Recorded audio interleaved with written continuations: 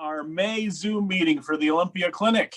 Welcome everybody. You got, looks like 26, 27 people here. The clinic is sponsored by 4th Division of the NMRA. You do not have to be a member of the NMRA to join in our clinics here. Our division has decided to put together these Zoom licenses so that we can keep in contact with each other through this whole pandemic situation, and it's worked quite well. If you're into Zoom, you can be all over the place. I was in a conference convention in Vancouver, British Columbia last night. Great fun. So we're going to spend a little time with Brian Ferris in just a minute. He's going to do an operations overview, which will include a review of his layout and some other interesting subjects. He's got some guest speakers, I think, along with him, or at least some guest watchers to see if he's telling the truth or not. So you might hear them pop in. And then after that, we've got a number of pictures for the Olympia Shoot and Share, and like to share those with you. So once Brian's done, after you've asked him a few questions, then we'll keep going. So don't get out of this one too soon. I'm going to let that guy in. He just talked to him today. All right. So Brian Ferris grew up down in the harbor area. He's been paying attention to trains for a very long time. He and his brother has a very nice bedroom size layout in his house when I first started operating with him that he tore down because he wanted to make his room bigger. Built an extension on his train room, put the railroad back together, and we're going to see the version of the Port Townsend Southern, and he can give us a little bit of history about that. There was such a name of such a railroad, if not necessarily very much actual railroad, and he can tell you how his concept works, and he's going to give us a primer in operations. Is that good enough, Brian? That's good enough. Anything more would be way too much. Okay. So I'm going to share my screens, make sure you guys can see it. Does that look good? There it is. Okay. So thank you very much for having me tonight. I'm going to do about 45 to 50 minutes of a presentation. And this is meant to be kind of an operations primer. And this is the first time I've given this clinic, so I'm hoping that I can kind of tweak it and get it in shape for maybe when we have in-person conventions again, and hopefully have the opportunity to present it at a future regional convention or in person. So I'm going to cover several things at very high level about operations, including design, some things to consider for ops from both the host view and the guest view. I'm going to talk a little bit about preparing for a session. And then at the end, I will do a tour of my layout and kind of take you on a tour as if you were operating. My goal is to just give you a flavor of operations and to try to present that in a way that you could consider either hosting a session on your layout or attending an op session if you get the opportunity, if you haven't done so.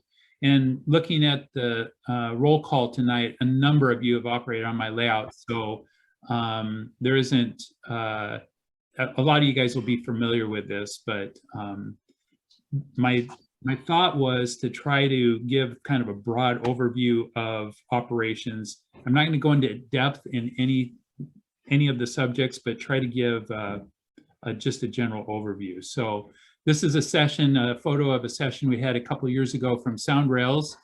And you can see these guys are enjoying themselves. I was trying to remember, I know the names of a couple of them, but 3 of the 4 of these guys are from California. So actually people travel quite a ways to do operations. And this was a part of our Sound Rails that we've hosted on a biannual basis. So I'm going to start out with, why would you consider operating a model railroad?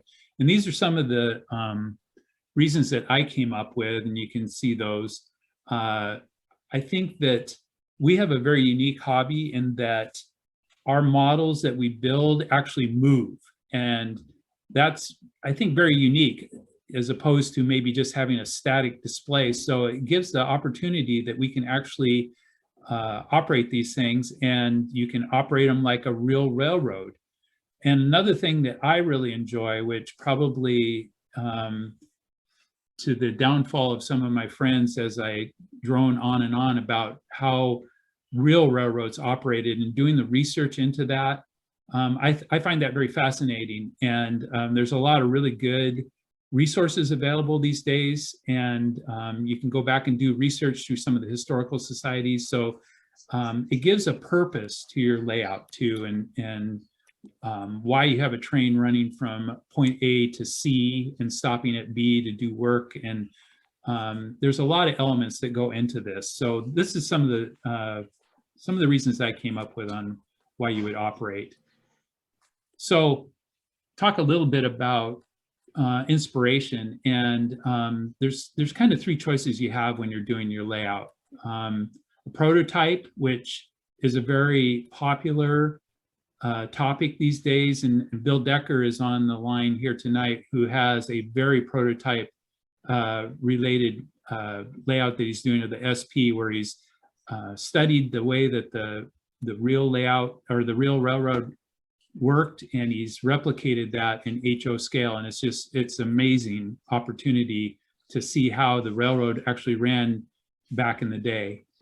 The other opposite extreme would be a freelance, where you would have a layout that would be totally made up and fabricated, which a lot of folks have done over the years too. And that's a very popular way to build a layout. And then there's kind of the happy medium in between of the proto freelance. And that's where you have a prototype based layout. Maybe it's, freelanced on a what if scenario or something like that. And that's kind of the route that I went. So I have prototype railroads on my layout, but it's kind of a fictional line. When I consider operations, this is one of my favorite photos, and I probably have showed you guys this a lot before. This is the Northern Pacific in northern Idaho, coming up out of Lewiston on the P&L line. And what you've got here is the daily freight that's on the timetable, number 662, running from Lewiston to Spokane. And you can barely see, but there's two big old Mikados on the front of that thing pulling up at 2.4% grade. And on the back, there's another helper pushing on it too. So this is a pretty heavy lumber train coming out of the Lewiston area. And they have just met the daily passenger train about 30 minutes before this photo was taken down the line. So they had to do a meet. And now they are going through Troy, Idaho. And in the siding is a little local here with a crew giving a roll by. And this crew knew that this train was coming because it's on the timetable. So they cleared up in plenty of time for them. And after the train goes through, they'll continue to do switching on the industries here and continue on with their work. And eventually this train will hit the top of the hill and they'll cut off their helper, and the helper will turn down to Lewiston. So this is what kind of gets me going on trying to replicate these actual prototype views on a layout. So I came up with this Fidelity Continuum, and I was thinking about this. This is in reference to operations, but really this could be in reference to anything that we do in the hobby, whether it be detailing a piece of rolling stock or building a structure or whatever it is. You could have a very low fidelity type of element, or you could have a very high fidelity type of element. So, you could have a building that has 4 walls and a roof on it, and that would be a building, but it wouldn't be very detailed. Or you could get to the point where you're copying exactly down to the scale that building. And I think the same thing applies to operations. You could have a very informal, low fidelity operation session where you could have a friend or two over and you could just crank the throttles on and run around the layout. Or you could try to replicate somewhat like Bill Decker has done, the actual operations of the Southern Pacific and Southern Oregon. And you know, you can get to the extreme of trying to copy how the jobs were back in the era that you're modeling, the type of paperwork that they ran with. So where you land on this is really up to you. And there's no right answer here, because all of it I find is fun, because I really enjoy operations as one of the best parts of the hobby for me. So let's talk a little bit about design, you know, and when you're designing your layout and you do want to eventually operate, you have to think about different elements. Do you want to have freight trains, passenger trains, locals, interchange, yard switching? So here's just a simple layout you might have with a staging yard and just a branch line or an industry with a couple of industries to work, and then a runaround at the end.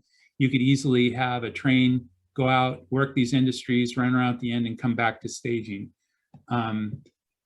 This is kind of reminds me, if any of you follow Lance Meinheim and some of his efforts with the Miami branch line that he has been featured in Model Railroader, this is kind of what he does. And that could be a lot of fun. You could have a point-to-point where you have a staging on each end of your layout and have a train run from one end to the other, and you could have a train running both ways. Then you have to deal with figuring out how these trains are going to pass each other and how you're going to control that. And then there'd be industries that they could work along the way. Or you could have elements of all of those with a mainline layout where you could have staging on each end and have trains coming at each other that would have to figure out how to meet, maybe a branch line that peels off and works some specific industries, a yard that you could have a crew sorting, classifying cars, and maybe an interchange with a foreign line. So all of these are kind of possibilities that you need to think about when you're putting together your layout and how you're going to actually operate it eventually. This is a map of my layout, and it's called the Port Townsend Southern. And if you'll notice, there is no Port Townsend on my line. This is modeled after a railroad that actually existed in southern Thurston County back in the turn of the last century. And it ran basically from southern Thurston County up to Olympia. And they did actually have a line that was up out of Port Townsend that ran from Port Townsend to Quilcene. And the owners of the railroad had grandiose ideas of actually connecting the two parts of the railroad with the southern division of the Port Townsend Southern in Thurston County and the actual Port Townsend area up in Port Townsend area. That never happened. So thus we have this orphan line of the Port Townsend Southern, which actually ended up getting swallowed up by the Northern Pacific, and the main line that actually exists to this day was built over most of the grade of it. And the Port Townsend Southern had actually surveyed a line up towards Tacoma, and that's where the Northern Pacific actually ended up building their main line, which exists to this day as the BNSF. So, so this is where it comes in as a kind of a proto-freelance. I model a line that actually exists, but my version of the world is that it is owned by this bridge railroad called the Port Townsend Southern that runs between Tacoma and Centralia.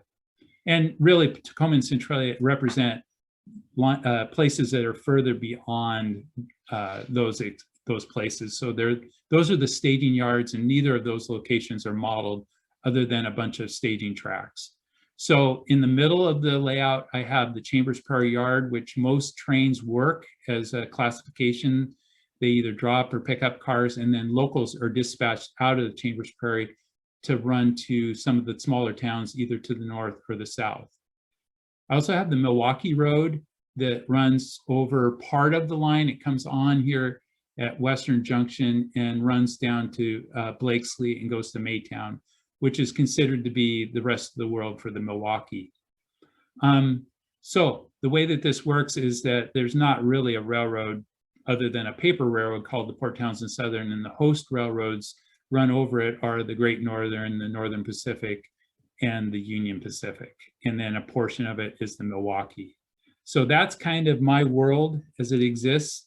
I am not super tied to a year, but I loosely target around the late 50s or early 60s. And as you'll see, my equipment is not real disciplined to that because I've got equipment that kind of spans about a 15-year span. So, but again, that's kind of my world. Here's a schematic of the layout. This is the staging you can see over the left, and it's cut off here, but we've got Tacoma as the upper staging, and Centralia is stacked actually underneath it as a lower staging. And it's a point-to-point, you run from Tacoma to Centralia or vice versa. You come through the wall out of the garage and then into the layout room. And this is the upper deck of the layout. Come through St. Clair, and then there's a siding here at Cairo. And hopefully you guys can see my pointer. And then you come around the curve at Cairo and you enter the Belmore industrial area. And then this is the kind of the midterm of the layout, which is the classification yard at Chambers Prairie. From there, you peel around the hill and go down the hill and kind of tuck under the yard, and that's where Western Junction is. And then it comes around this curve here to Plum, which exists on this back wall here, and around the curve to Wabash, which is this siding here, and then there's some industries here, and then it goes out through the wall back to staging in the garage to Centralia.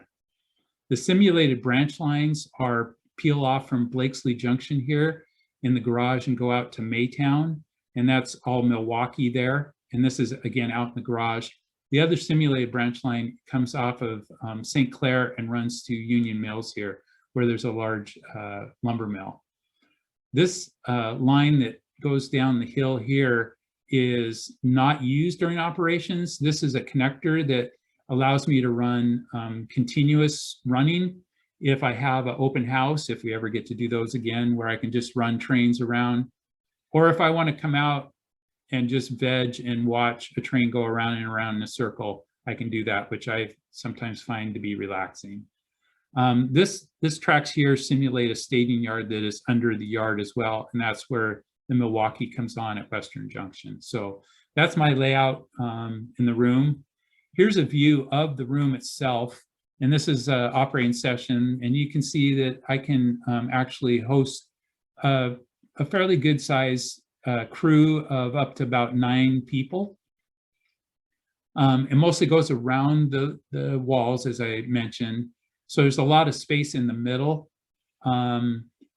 What I intended when I built this was that there would be stations for folks to work at, so that it would spread people out. And you can see in this photo, it's kind of that way. You got a crew here and a person here and some guys here. But invariably during an op session, it almost always happens that everybody ends up crammed into one corner because all their trains converge in one place. So it's kind of funny, but that was my intent, and it always doesn't seem to work out. So let's talk a little bit about method of train control. So let's say that you do want to have an op session. You need to figure out how you're going to control the trains on the line, because at some point there is a single track that only one train can occupy. And it's the same problem that the prototype has. So in its simplest form, you have just a verbal authority. And again, this would be on the lower end of the operations fidelity. And basically this is, kind of yell across the room and say, hey, can I occupy this track? Can I move from here to here? And somebody who's in charge or not says, sure, go for it. It's also known as Mother May I, asking permission to move from one point to another. And again, very low tech and works fine for a layout, can work fine for a layout. So if you step up in complexity, some layouts use what is known as track warrant controls, and it's a cousin direct track control. And this is a form that actually is used on the prototypes in modern times, where you fill out these boxes and you check them. And at this point, you'd probably have a dispatcher that would be controlling this and would tell you to check a box to proceed from point A to point C and meet a train at point B. So each operator would fill this out and have that in their possession so that they could have authority to be on the main track. Probably the most elaborate control would be centralized traffic control. And this is a photo of a prototype dispatcher operating, and you can see it's quite an extensive machine. And a lot of the mainline railroads of today use CTC. This is actually doable in the model world these days, because with a program called Jmri, you can actually hook up your computer and operate switches and turnouts with it. It does take a lot of electronics to make it happen, so there's a lot of overhead in getting it going, but could be very cool to have that. And I've actually operated on some layouts that have had full-size CTC controls, which is very cool. So I'm going to talk a little bit about timetable and train order, which is near and dear to my heart, because that's how I operate my layout. It's probably the most complex, but I find it to be very interesting and fascinating. And this probably falls on that more complex portion of the ops continuum. But this is the way that most railroads operated for over 100 years. It's obsolete now. They're not using this at all, but it's based on a timetable, which I've got a sample here, and it's based on superiority of trains. So on this timetable, you see that there are listed first-class trains and second-class trains. So the way that this system works is that it's based on rules where first-class trains have superiority over second-class trains have superiority over third, and on down the line. And you'll also notice that at the bottom of the timetable, there's a note that says eastward trains are superior to trains of the same class in the opposite direction. So the way that that works is that in this case, these eastward first-class trains are superior to these westward first-class trains. So these guys over here on the right, as you read up, are the king of the hill. They are the top of the pecking order. So there's certain rules that mean that inferior trains have to get out of the way of superior trains. And that's what I like about this method, is that it gives the control to the crews, because they have to make decisions about how they're going to run their train and what rights they would have over other trains. So the way it would work is that these eastward first-class trains would be superior to these westward first-class. All of these first-class trains would be superior to these second-class. This eastward second-class would be superior to this westward second-class. So this 671 listed here is kind of the bottom of the pecking order. But wait, there's actually trains called extras that the railroad could run, which are even lower class than all of these, and they have to stay out of the way of everybody. So that's kind of the way that the whole system is based. In addition to that, the dispatcher could issue orders that could either override the timetable or give certain rights to trains. And this is a sample of a train order for extra running up on the Northern Pacific over Stampede Pass, actually 2 extras running. So not only do we model the way that the trains work, but I attempt to model some of the jobs that go along with it. And so this is a screen that shows you how the timetable and train order worked back in the day. So you've got a dispatcher that is tracking trains and decides to issue train orders to a train operator that's in a depot along the way. He repeats the orders back to the dispatcher, makes sure he has them accurate, and then he heads out trackside with these hoops and hands the orders up to the trains. Now, we can't replicate all of that, but I attempt to have kind of the cadence of the dispatcher dictating the orders to the operator, and then the operator handing the orders up to the trains. They just hand them to them. They don't use one of these train order forks. So another thing that you have to consider when you're looking at operations is how you're going to manage your cars. So car forwarding is what is normally referred to. So again, this could be as easy or as complex as you might want to make it. In its easiest sense, you could have a train put together and send a crew out, and they could spot a car at an industry and pull one out that's exactly the same. So it's just one in and one out. So if you have a gondola in your car and you roll up to an industry and there's a gondola sitting there, then you spot the load and you pull the empty. Very simple to implement and execute, and could be a lot of fun. Car tabs is another method that you could use. This is where you would put some kind of indicator on the car of the destination. It could either be color coded or numbered. Again, very easy for operator when they get to town C and all the cars on their train that have a car tab that's orange, they know they deliver to that town, then they would set those cars out. And any car that had maybe a brown tab, they knew that they would have to pick up to go to the terminal. Easy for the operators, not so easy for the host to implement. A lot of overhead in setting that up, but can be very effective. Okay, stepping up on the operations Fidelity Continuum, you have car cards and waybills, and this is very common on model railroads. And so this is a picture of what it would look like. Each yellow card here in the box represents a car that's on the layout.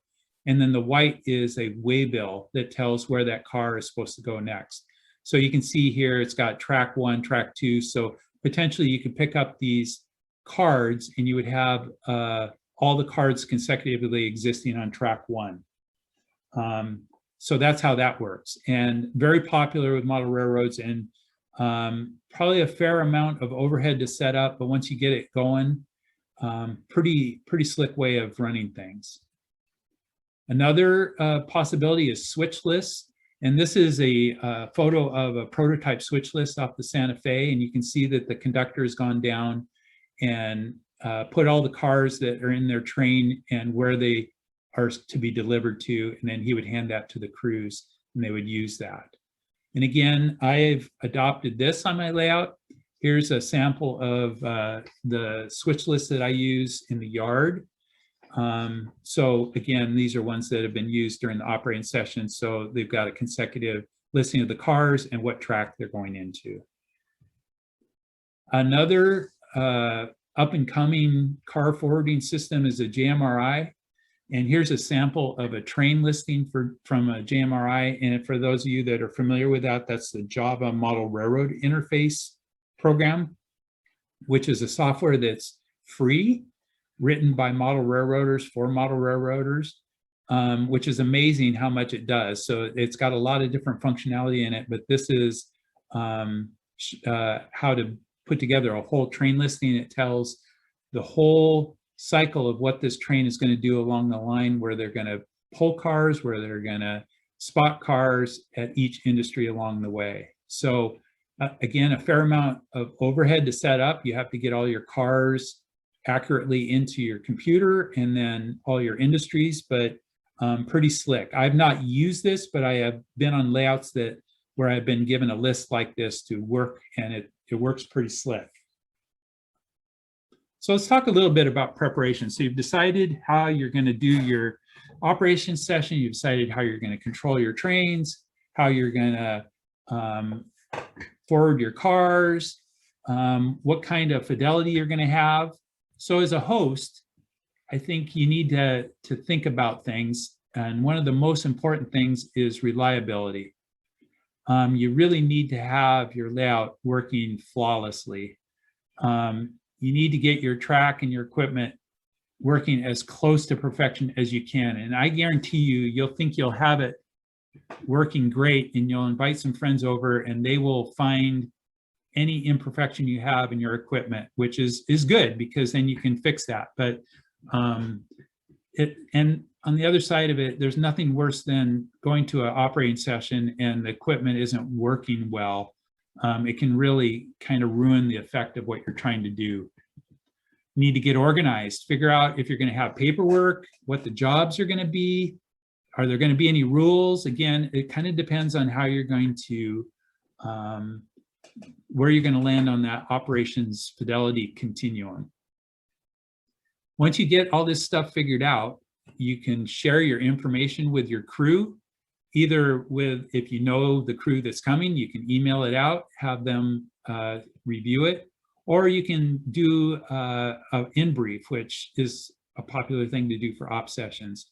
I'll just warn you that people, when they come to operation sessions, it's a bit overwhelming. So the retention of what you share in an in-brief can be pretty small, but I think if you keep it high level and kind of try to communicate what you're trying to achieve, then that helps orient your guests. I don't read instructions. Yeah, instructions are for wimps. So I think I'd like to emphasize this, the next thing, a safe environment. And as a host, you need to welcome your guests. You need to encourage questions. You know, are you going to have refreshments? That helps kind of cut the ice a little bit. And because it can be pretty stressful to go to someone's house and operate on their layout, not understand what they're supposed to do. So I think that, you know, emphasizing fun and encouraging people to be able to have a safe environment to ask questions. Yes, if you get materials sent to you beforehand, you should at least read through them. And again, trying to retain a lot of that is probably unachievable, but at least if you can kind of understand what the host is trying to do, then that I think will help. Determine directions and how to get to the layout. This is especially important if you're going to an out-of-town layout. It's really courteous to arrive on time or even a bit early so that you're not scrambling at the last minute with guests that are arriving late. But I'll just put a caveat in there about arriving not too early, because the host may be still setting up for the session, and if you're pounding on their door an hour before you're supposed to be there, you may not be as welcome as you would be if you arrived 15 or 20 minutes early. So during the session, so I would recommend that if you have some prize models, you would either put them away or put them out of reach, because otherwise you may be modeling something like this. Things will get broken or maybe roughed up a bit, and you have to be okay with that. So if you have something that is your super prize model, probably wouldn't want to have it out if you are concerned about it hitting the floor or at least being derailed or tipped over or whatever. So you just have to be okay with that. Things are going to happen. You need to consider creature comforts and again, getting people oriented. Where's the restroom? What happens if there's an emergency? Again, having job aids and signage is really good to try to have things posted, what the name of a town is or a schematic of the tracks. That really helps. And again, to put guests at ease and emphasize having some fun, and again, allowing questions and help. Let them know how they could get help. If you have a helper there, point that out. Let them know that, you know, if they need help, that they can get it so they don't feel abandoned.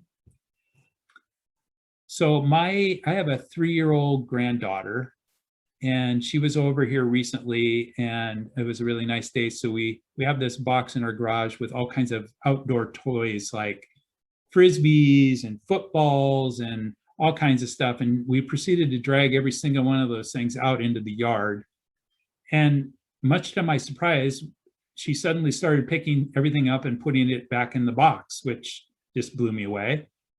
And I said, boy, thank you for putting all that away. And she said, I'm very polite. So I think that that's what we need to have as an attitude as a host. I get it. I'm probably as grumpy of an old man as any of y'all, and I don't want the kids on my lawn as much as any of you guys. But I think that we need to put this into perspective. This whole hobby is about having fun, especially with the operations and having folks over. So, and it can be a bit stressful if things aren't going your way. So, but you still need to put on your very best polite hat. Guests, you know, one of the disadvantages to having my layout room wide open is that it's very noisy if people are congregating in there. And if somebody's trying to work and concentrate, it's really hard if somebody's having a discussion about their latest modeling project. So the best thing to do with that is to go to a designated place if you're between trains to have your bowl sessions in the crew lounge. Again, if you're a guest, you should ask questions before you assume something. And if there's anything that's not functioning correctly, or if something got broken, you need to fess up and report that. So that I think that goes a long way. And same rule for guests, that you're very polite. Okay, so that's kind of my overview on operations as a whole, very high level. Again, this is my favorite part of the hobby, so I have a lot of passion for it. But let's go ahead and see how it might work if you're called to run a train on my layout. So we're going to talk about running the extra 1752 South. So this is your train you're assigned to. So the first thing that I'm going to do is hand you a train list, and I use this as kind of the manifest of the train. There's a lot of information on this, probably too much, but this communicates what locomotive you have, what caboose you have, what DCC number you have. So your locomotive may not match the DCC number always if you have a consist. What staging track you're going to come out of, what staging track you're going to end in. And then it's got a list of all the cars on your train. This is kind of simulated wheel report, if you will, that the real railroads used back in the day. But it shows that we have 12 cars and we've got some that we're going to be setting out along the way. And then it's got a list of all the locations at the bottom. On the back, I put instructions very high level of step-by-step of what you should be doing with this train. I think it's clear, but I'm sure that people looking at this are quite puzzled. And this is where, you know, you need to ask questions and get clarification if you don't understand that. I also include a map, like I showed you earlier. So hopefully you can pick out where you are and figure out if you're at Tacoma and you're heading south, that you're going to be heading through this area here. So here's our guest dispatcher, David Holden, who, this is where he's going to keep me honest. He's on the line tonight here, but he's running the show this day, and he's figuring out when he's going to be able to get you out on the line. And so then he would figure out how to give you authority, and he would dictate some train orders. And here's our train order operator, Olin Dirks, for the day. So he would be communicating with the dispatcher. The dispatcher would dictate the orders and a clearance to him. And this kind of simulates what I showed on that slide earlier about the jobs on the railroad. So we've got orders and a clearance. So we've been issued an order to run extra, the engine 1752 from Tacoma to Centralia. And we've also been given an order that we're going to meet Union Pacific 1501 North on at Cairo.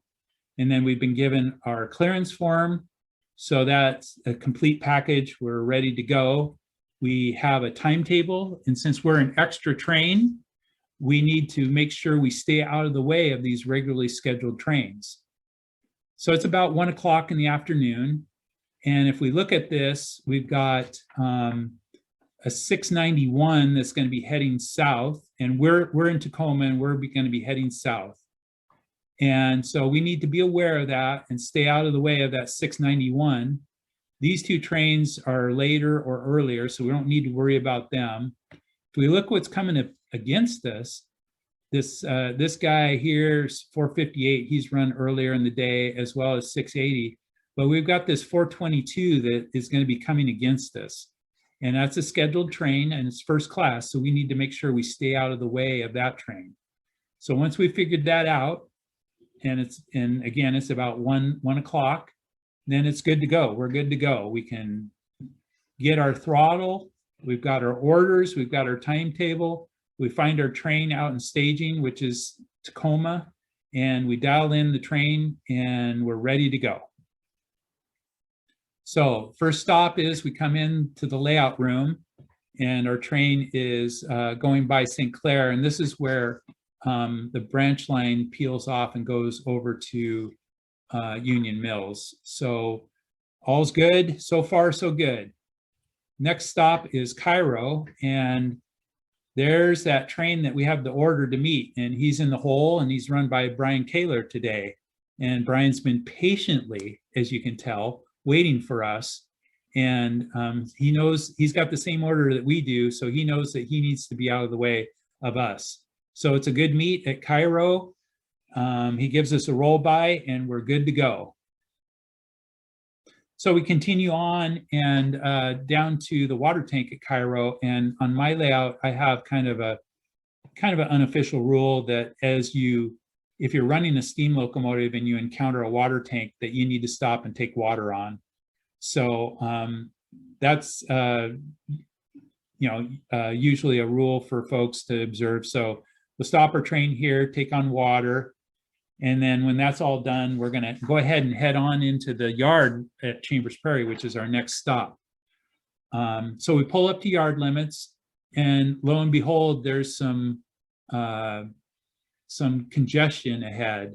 So we've got Yardmaster Dobson, Jordan Dobson today, and he tells us to just hold at yard limits because we've got engineer Tyler Whitcomb, who's got a local that he's putting away in the yard. And so there's no room for us right now. So we just have to cool our jets and kind of take it easy out at yard limits and wait for this to clear up. And that's a point that I wanted to make, is that oftentimes, I mean, really on layouts, there's tracks that are single tracks that you cannot have two trains occupying. So oftentimes you're asked to wait. And that's a part of operations as well. The real railroads take this to the extreme. I was recently watching trains down in Centralized, Washington, and there was a job in the yard there that day working it, and there was a northbound and a southbound train that arrived that needed to do setouts in the yard, and there was just no room for them. And they ended up waiting. One of them ended up waiting about an hour and 45 minutes before he could get in and do his work. Now, hopefully we wouldn't be doing that in a model railroad. Hopefully you might wait 10 or 15 minutes for your turn, but that is part of it. And I think that you just need to have the expectations that sometimes that's, that you're just gonna have to hurry up and wait your turn. And quite frankly, on my layout, if you ran from end to end at a high speed, you could finish your run in about 7 minutes, which wouldn't be a lot of fun.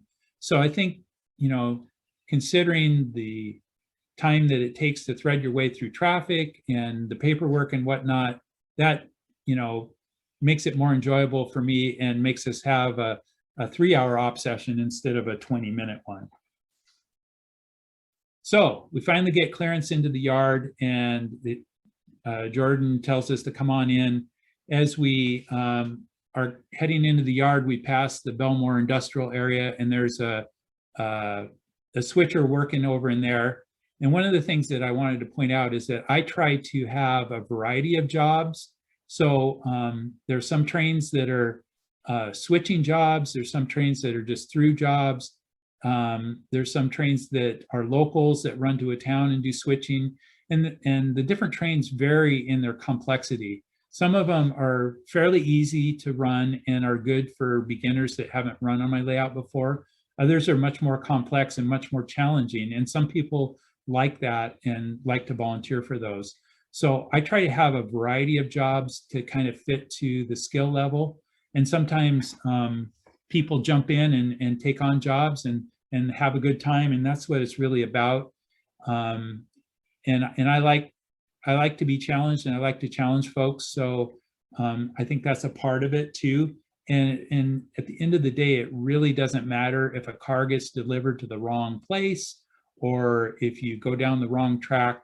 I mean, we're just in it to have fun, and it's not the end of the world.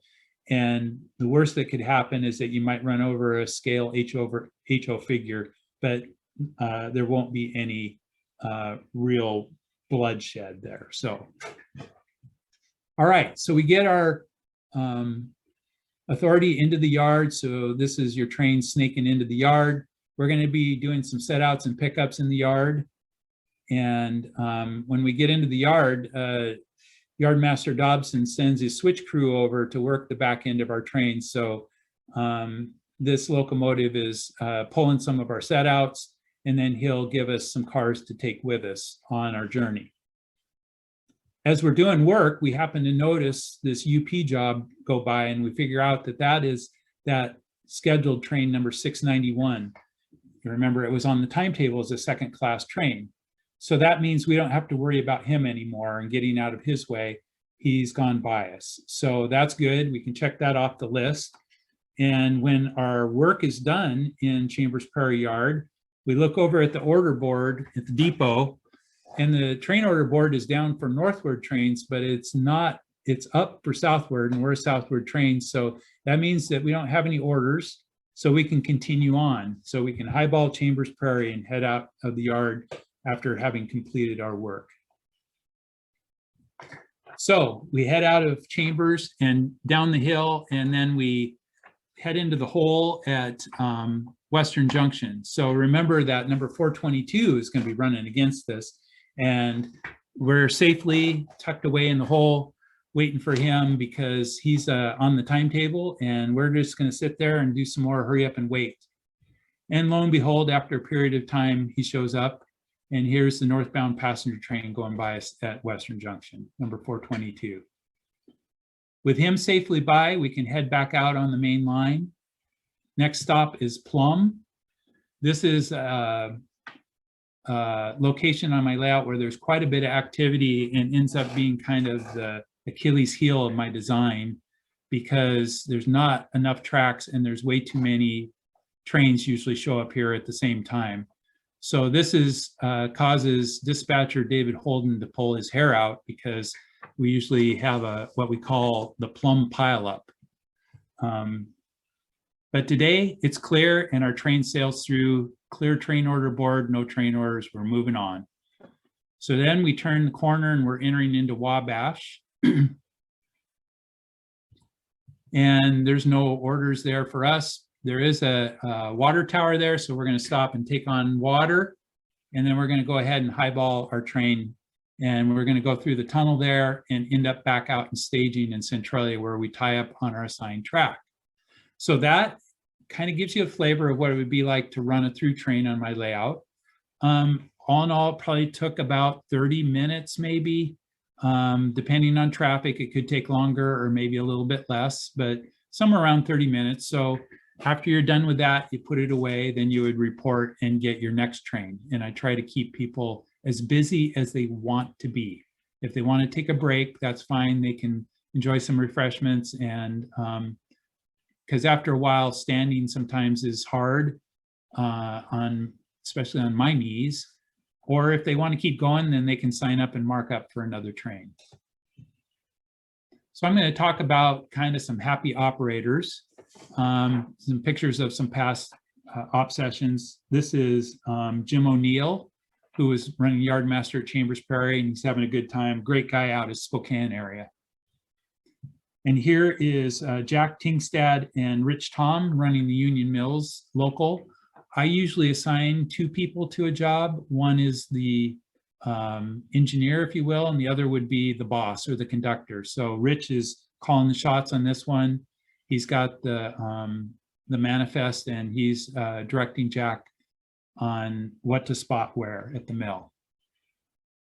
There's a couple other happy operators. We've got Jim Taylor and Carl Soner, and they're down at Plum. working the Plum local.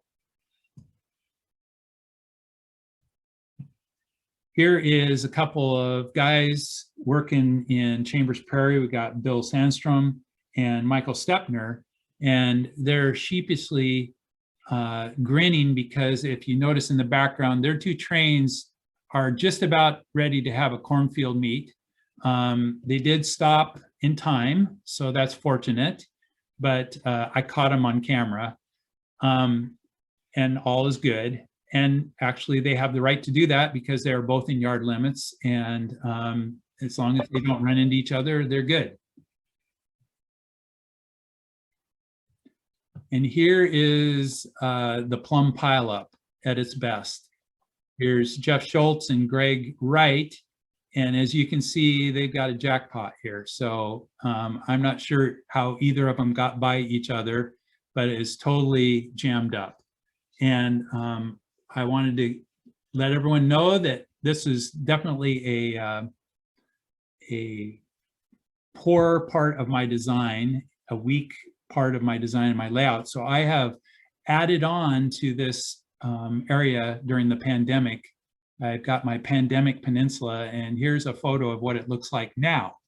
So I've added on some trackage here so that hopefully we won't have, you'll be able to get out of the way of each other. And this will be a log reload based on a gantry crane that I found a picture of that was up at Crane Creek for the Rainier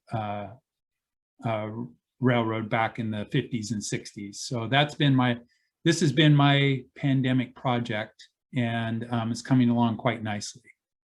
There's another shot of the log transfer crane.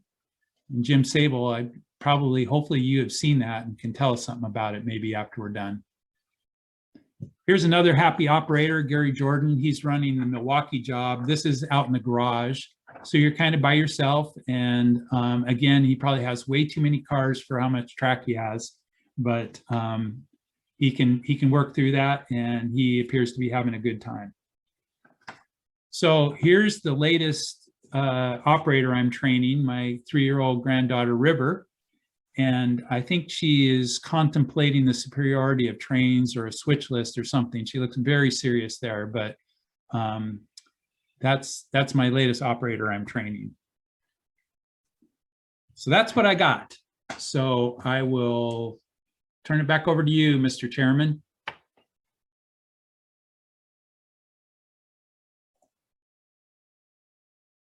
Is he there? I'm here. So okay. Thanks, Brian. Brian stopped sharing his screen so we can see everybody now. If you want to ask Brian a question, this is the time to do it. You just have to remember to unmute yourself.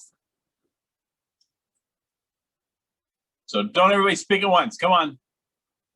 Okay, so yeah, Bill identified the folks that were, Lloyd Lair, yeah, he was in that one photo. I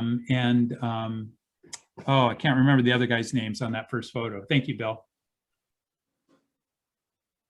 This is Burr. I wanted to ask you if, or who are the train order signals, the semaphores controlled by the operator, or do they work, and how are they controlled?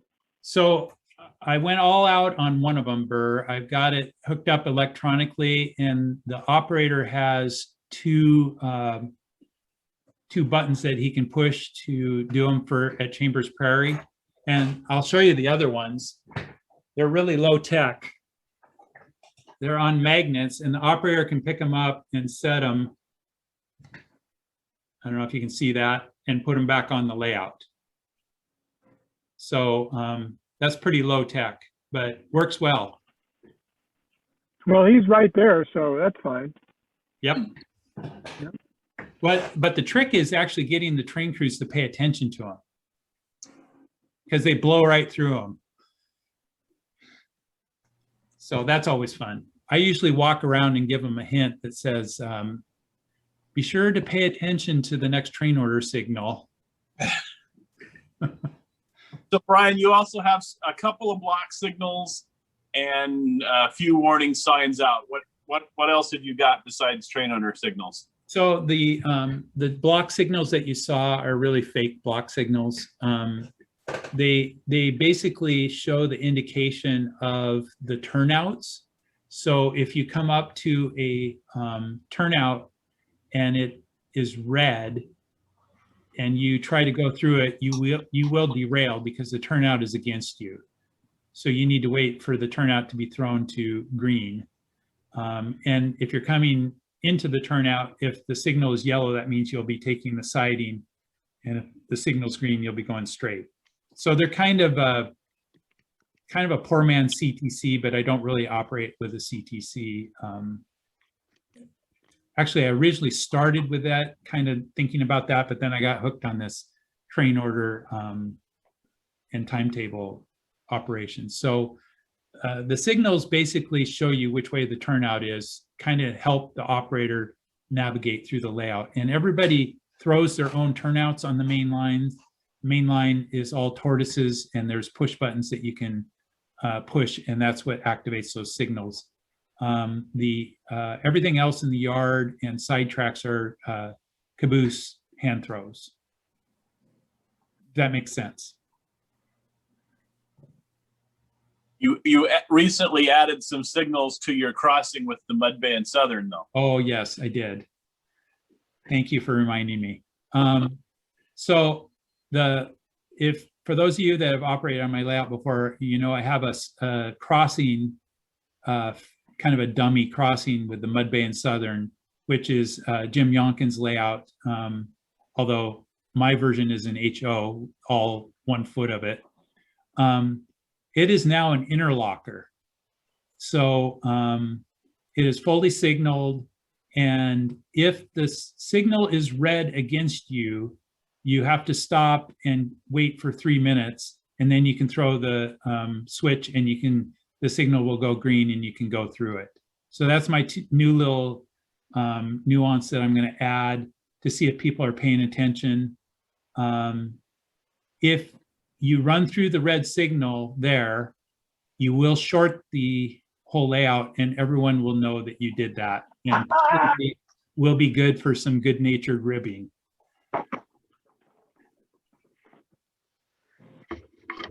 And maybe even a fine of bringing Oreos to the next operating session or something like that.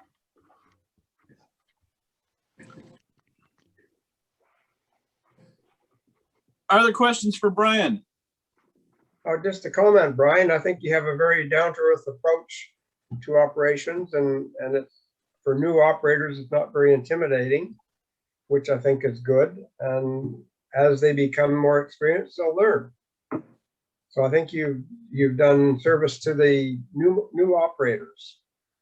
That's my intention. I have a fairly complex method to run it, and again, if you blow it or screw up, it's no big deal. I mean, I have to admit, I've had some very seasoned operators that are very well known in the operations circle come to my layout and actually do some stupid things.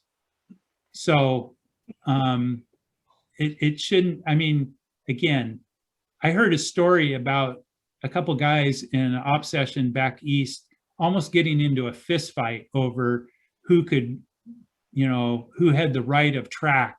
I mean, that's not what this is about. This is about having some fun and having some guys over to run some trains and trying to really get a feel for what it was like to operate trains back in the day. I've been doing a lot of looking at train sheets that are online. The Northern Pacific Historical Society has posted a lot. And the area that I model, there's some very complete sheets for 1950. I was talking about kind of slowing down a little bit. The average speed of the freight trains that went over that line was anywhere from 20 to 30 miles an hour. And the fastest of the fastest passenger train was about 50 miles an hour, but most of the passenger trains were down in the 40s. So they weren't going anywhere fast. The other thing that's interesting looking at those sheets, those guys were out for some long days. I think it was a 16-hour day at that point. And many of the crews were on duty 12 plus hours every day. And it'd be the same crew every day, 12 hours, 13 hours a day working out on the line. So I think slowing down and kind of enjoying it a little bit is my intention. And you could maybe criticize me for being having a little bit cumbersome paperwork and whatnot, but all of that in my mind is to help you slow down a little bit and think through it. If you just blow through your assignment in 10 or 15 minutes and then, you know, go sit in the crew lounge, I would rather have you take your time and enjoy it and kind of contemplate and get it, again, try to get a flavor for how these crews operated back in the day.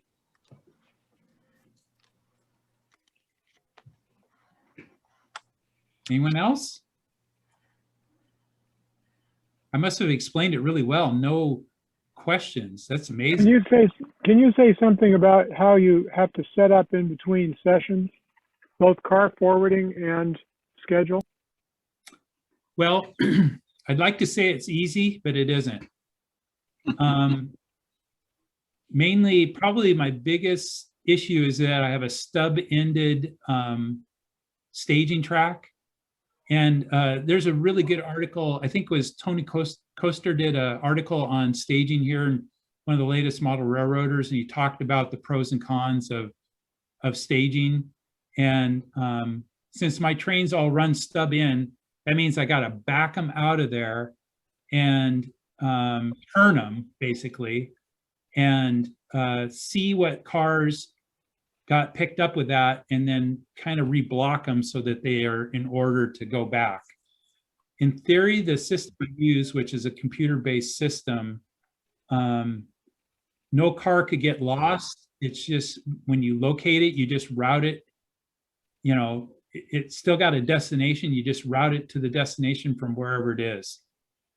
So that takes a while to go through and kind of do an inventory to see where cars ended up, because I don't know that every car is going to end up where it's designated, because it depends on how far we get with operations and how, when a car gets to the yard, if it gets assigned to a train, etc.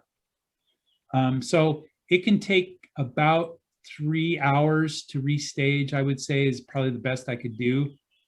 But I enjoy that because I enjoy going through and seeing what cars made it and how the crews did, and kind of that's my opportunity to kind of run the trains. So I don't mind it. And then Brian, you get those located, then you have to go into your computer program and update, correct? Yeah, the program I use, which it kind of simulates a 4-stage waybill, so I can just press a button and advance it to the next stop. So it advances. It's like turning the waybill, if you will.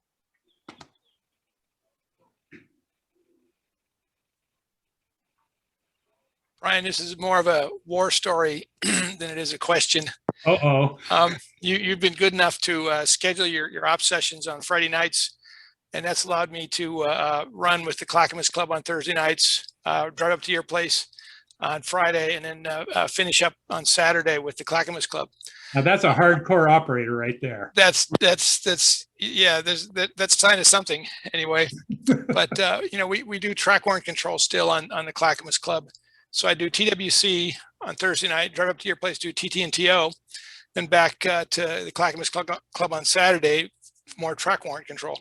But you can take it to the bank. The number of Saturday mornings where I wrote my first warrant, I'd start out run extra. And you'd hear this collective "what the heck" on the radio. So I'd have to recalibrate myself a bit, but it's still fun. It's worth the drive to. There aren't a lot of people doing TT&TO, so it's definitely worth the trip for me to participate in that. And we have a lot of fun with it. David and I have a lot of debate about what we could do or should have done in certain situations, and there's some real head scratchers sometimes, but it's a lot of fun to see. And you know, it's like, what would they have done in this situation?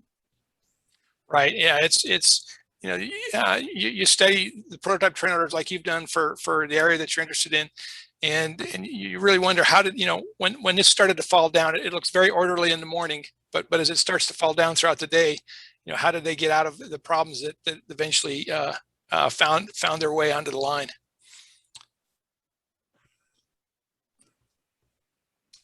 There's some, I didn't have any mention of resources, but there are some excellent resources if you are interested in more operations. And probably the most readily available and popular is the OPSIG group, which is a special interest group for operations. And they're, Burr, help me, are they opsig.org? Yeah. So if you look up opsig.org, there's lots of resources on there. And if you join the group, which is a modest, what, $15 a year, of somebody showing off their dispatcher's office magazine, you can get that magazine, or you can get it electronic. And there's a very, very active listserv group that can be a bit overwhelming sometimes, but lots and lots of really good information there. I know Bill has chimed in on that a lot, and Burr's very active on it. Plus, they've been having Zoom sessions, what, every other week, Burr, or once a month? Well, it's been every other Sunday afternoon at 1 p.m. I think in the summer they're probably going to go monthly. Some of those have been excellent. They've just been excellent sessions. Yeah, they're very good. They tend to focus on one particular industry or issue, and then everybody weighs in on different ways that the prototype would have handled the situation, kind of like you were saying you get to do in your ops sessions. Those sessions are really fun that they have, because a lot of the people that are there, some of them have had experience working for railroads, so they give us regular modelers a lot of insight. When you think about it, there's so many factors that come into it, talking about crew sizes, crew availability, union rules, the way the track was laid out, agreements with other railroads, all this stuff comes into factors with the way that the prototype operated. And it's to me, it's fascinating to study some of that and to see how this stuff all affected the way that the real railroads ran back in the day. Yeah, OPSIG records those and puts them on YouTube channel, so you can go back and see old ones. Yes. Some of them are very good. I would really recommend it. Brian, have you done your layout tour for the OPSIG? I have not. Because that would be great. I bet they'd love to see what you've done here. I don't know. I might be a little intimidated there, Burr. No, I mean, it's everybody needs to help people get into it, Yeah, Brian, I agree with Burr. What you covered tonight would fit in perfect with an OPSIG tour. Well, there you go, Brian. You're signed up. Brian, watch out. I'll be feeding your name to Seth Newman. He'll be getting to you.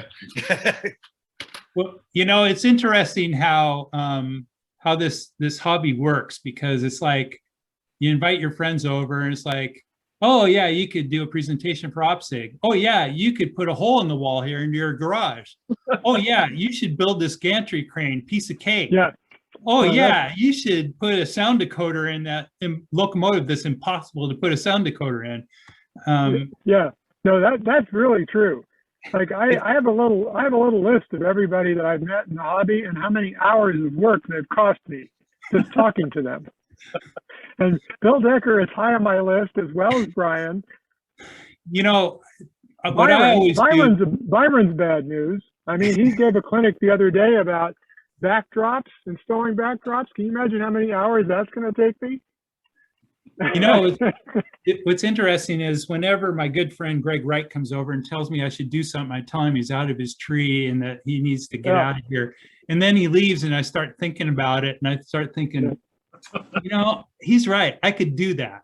And then pretty soon I'm doing it. I know that garden railroad is bad news.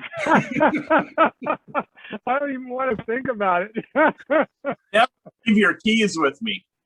I've got real estate. You know, I could run. I run a garden railroad. So we're our own worst enemies, I guess. It's really fun when you get the railroad running and you see other people make the railroad work. And some of those things that you thought you had fixed don't work. And some things you never thought could happen can happen. And then it becomes incumbent on the dispatcher and the layout owner to try to unweave the tangle, which is really a lot of fun. I imagine David's done a few of those unweavings over the years. I've managed to unweave some of what I've weaved. Some of it I just try and walk away from and say it's not my fault. We have a pretty good time with it, I think. And again, whoever said earlier, the idea is to keep it light, have some fun, because this, you know, there's so many things that are serious in life. This is my escape doing this stuff. So I've got some pictures to show you, and a couple of the people that sent me pictures are on the Zoom tonight, so they'll be describing what they sent, and a couple announcements. So we'll go to that, and then after that, if you want to stay on and talk, as long as we can keep Brian from turning off the meeting, we're good. So I have the power. All right, I have to start sharing my screen here.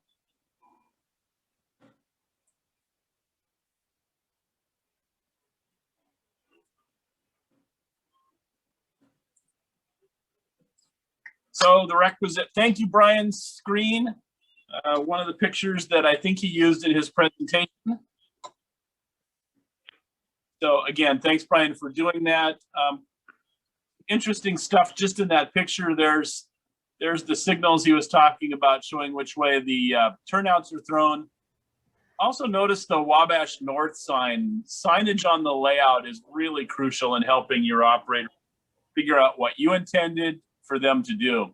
So there's a nice little sign there on the layout and on the face sheet. Either way can work. That's a beautiful shot. I love that scene.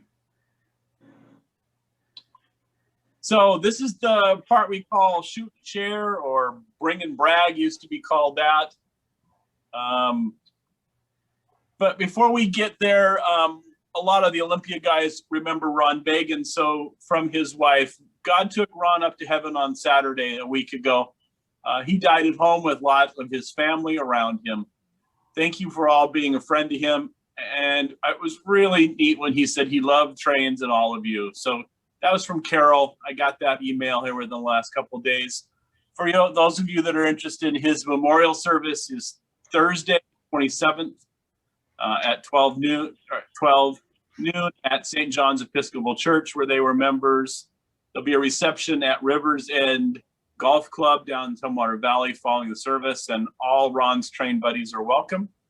And if you'd like to send Ron a card, I've got his address, and if you want to just send me an email after the meeting, I can send that address to you.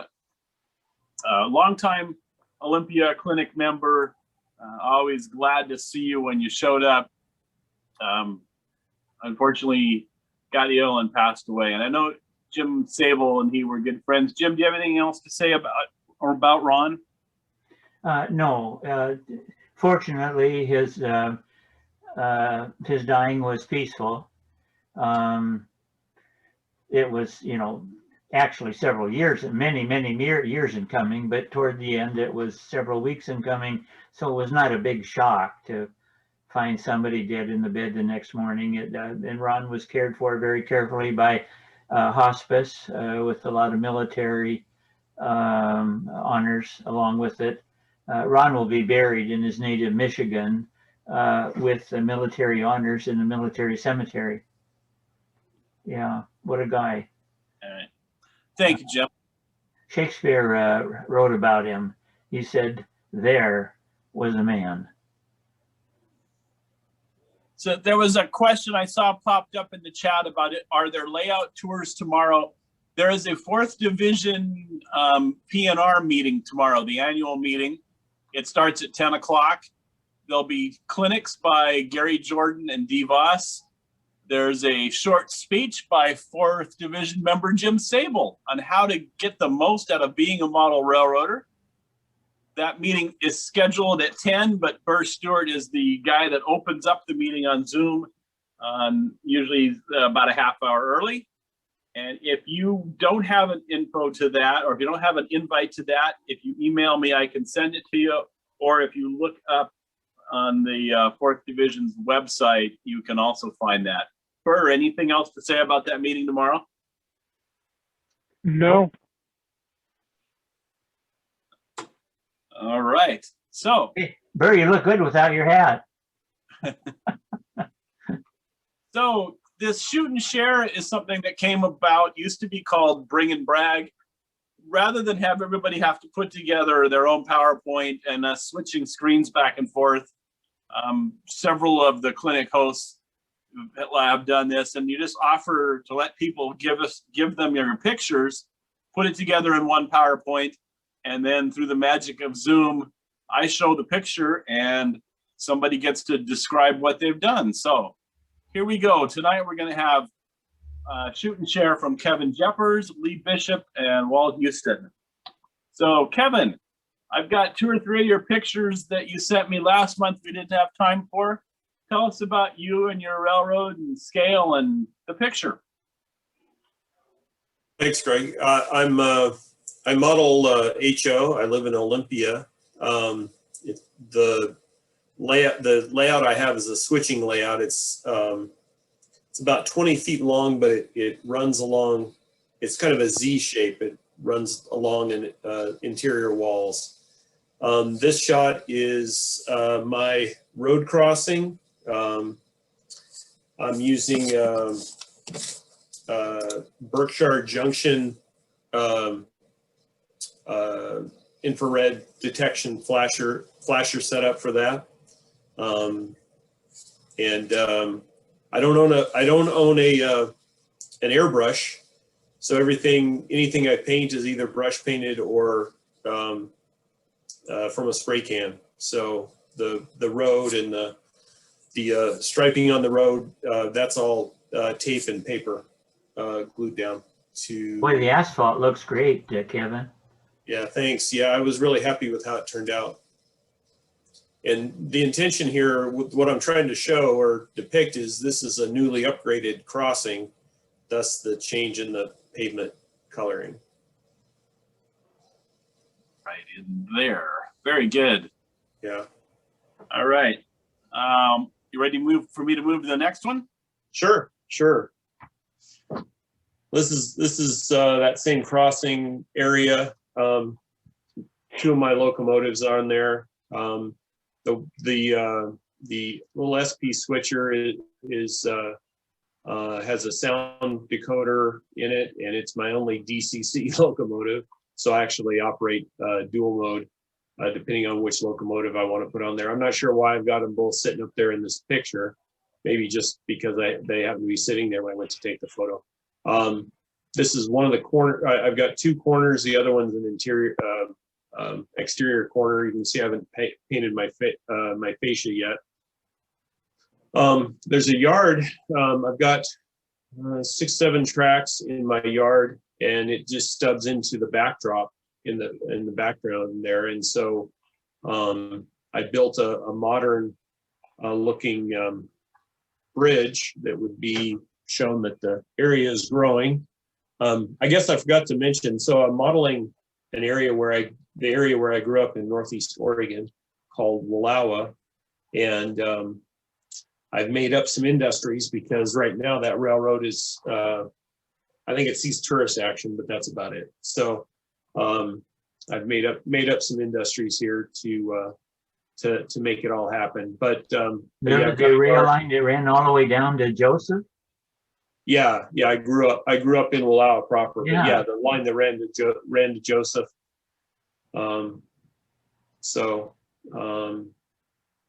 Yeah, so on my layout, I've got a lumber mill, which isn't modeled. I don't have any pictures of the mock-up. A little bit of grain elevator, a warehouse, and then to the right, you can see what is the what would be a container. It's actually a container reload facility or a load facility. So, but that's kind of the most scenic area of my layout right there. And that's so leading into the container terminal, you can see in the background there. But what I was trying to capture is some of my attempts at scenery. That's all ground foam and commercial trees and things like that. The fence, I'm kind of digging the fence. I don't like to brag about my modeling because I'm never very happy with it, but I love how this fence turned out. The photo doesn't do very good justice there, but that's all that's a T-shaped styrene and that I cut to length and then brush painted to represent the kind of barbed wire fences that were around when I was growing up. I guess they're still around with the white tops. And then I used Easy Line to simulate the barbed wire because the stuff I see commercially just looks way too big to me. So. All right, thank you, Kevin. Those are the three I pulled out of what you sent me. We talked about doing some more at some point. No, thanks for the opportunity. Yep. Thank you, Kevin. Lee Bishop, I know you're on. Tell us about your gondola here. Yeah, I don't remember what you guys endured. I mean, listen to me when I did my presentation last time, but I made some of these gondolas, I'm sorry, hopper cars for the East Tennessee and Western North Carolina. Previously, you could only get them as laser kits, and they were a nightmare to build. Well, Western Rails have been making these things in HON3 for a really long time. They finally made 3D prints of these things. So it's as close to a ready-to-run model as I ever hope to get. All I had to do was add grab irons to it, couplers, trucks. I bought one, put it all together. I took all the notes and all the holes I needed to drill, what the size of the bits were. So it took me very little time to put it together. The decaling took longer than anything else because there's 22 individual decals on each one of these things. But I got 3 of them now. So that shows the finished product, and there's all 3 of them right there. One of them is ET&WC #1, which they actually had. One of their hoppers was #1, and I couldn't resist putting that on the layout. The other one's 43 and 36. Those numbers are important to me, but it's irrelevant. So anyway, it just shows what they are. They're great cars, unlike my wooden ones. I didn't have to weigh them down because a 3D print, they're pretty thick, and I was surprised how heavy they were. So they track really well. Just threw some Bachmann trucks and KD #5s on them, and they're good to go. They weren't cheap, but they were worth every penny. Any questions for Lee? You paint your rails, Lee? Lee, did you say that they're HON3 cars? No. The company that made those, they were only making HON3. Oh. They were making them in that gauge for a really long time. It drove me nuts. I wanted to go find a guy and slap them around, make them in O scale, and he finally did. They're about $60 a piece. Like I said, they're not cheap, but this is O scale. Yeah, it's ON30, and I think somebody else asked the question if I painted the rails. Yeah, I painted all the rails on the layout. I'm interested in that. Have you got any trouble, Lee, getting the paint to stick? Are you wiping those rails clean of casting mold or whatever? I didn't really have that much of trouble. I was an idiot when I painted them originally. I used rattle can Rust-Oleum over top of them, and I just wasn't thinking. I painted over the turnout points. Oh. And some of them still stick no matter how much I've tried to clean them off. I still got points that stick. Like at the beginning of an op session, I usually flip all the turnouts a couple of times to kind of free them up. I've never been able to get them completely squared. I got no way to blame myself. But what I did was, you know, those Woodland Scenics paint markers that they have? Yeah. That works really well. That's mostly what you're looking at there more than likely. And it looks great. It sure, boy, I'm having trouble getting the paint to stick to mine. And I'm thinking there must be some kind of, well, it wouldn't be mold release because that's not how rails are made, but whatever the analogous material is that keeps the paint from sticking well. And I'm thinking, gee, maybe I've got to clean it with alcohol before I spray it. Yeah, I don't know. All that track was micro engineering, and I got 2 Shinohara turnouts on it, but everything else is ME stuff. And even though I'm not pleased with the fragile nature of how they make this stuff, it takes paint pretty well, though. Okay. Hey, Lee, this is Burr Stewart. I just looked up on our YouTube channel, and the video of your presentation to this group, was that a couple months ago? Yeah, that sounds about right. Yeah. It's had 800 views. Holy mackerel! People really are bored, aren't they? Yeah, yeah. So thank you very much. That was really excellent. Oh, great. Well, thanks. I'm glad somebody endured it. All right. Thanks, Lee. I'm going to move on to Walt Houston. Walt's not with us tonight, but he sent me these pictures after my last request. Walt has a garage-size N-scale layout. Very good N-scale modeler. Unfortunately, he's had some back issues of late, actually for a number of years, the surgeries recently that's put him in a wheelchair. But fortunately, his layout was up nice and high. We've been able to do some work on his workbench and some other things to make it possible that he can still get out there and work with his railroad. And that's it's been sort of a 4D PNR project of the NMRA. It's been kind of a project of people to get over there and help him with that. And really what I want to say for everybody else is if there's something that you need that might help you with your railroad or get access to your railroad, don't hesitate to ask. There's a lot of people that are willing to help. So he sent me some pictures. Here's a beautiful picture of his scenery. He does fantastic scenery. That's most of what I took from and got here for you. There's his backdrop work, a nice cliff face. Right down there in the very bottom, just a little bit of train. And he's managed with his N-scale layout to really capture the Northwest, show the vistas, the big vistas like this, and the logged off areas in the background, the snow on the top of the mountains. That's probably the Olympic Mountains. His railroad's got Aberdeen in the name. I can't remember the full name of his railroad right now. Aberdeen and Lake Forest Park. Okay, there we go. Aberdeen and Lake Forest Park. Just a really nice scene. Let's see what else I got here. There it is. Aberdeen, Tacoma, and Spanaway Forest is another one. Another part of his railroad with that painted out BN unit there. Beautiful waterfalls, beautiful scenery, and really nice running layout. That way he's able to use the AT and SF decals. Okay. Yeah, that was the whole idea. Aberdeen, Tacoma, and Spanaway Forest.